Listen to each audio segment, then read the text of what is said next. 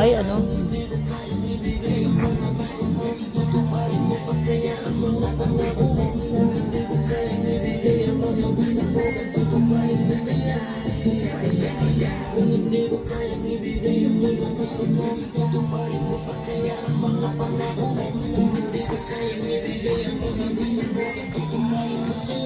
Yun, dito pala.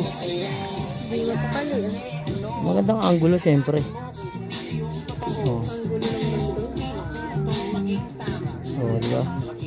Diyan ka na para makita ka. Hechos. Okay naman pala yung best friend mo eh. Ay, mo. Ha?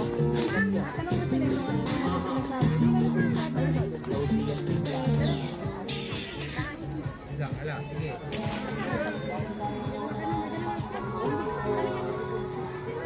Sino?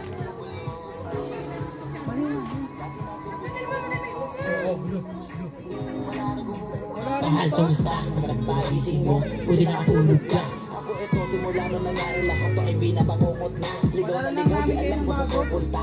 Halos malunod na. Dahil sa kanya lumang na may halulungkot, kaya lagi nagulong sa nabugbog pa. Kahit na utak ko lang ang kalaban ako ay nagurong. Kahit na sa tinik ako'y nagtusok ay naging tahimik, hindi na rin para humugot.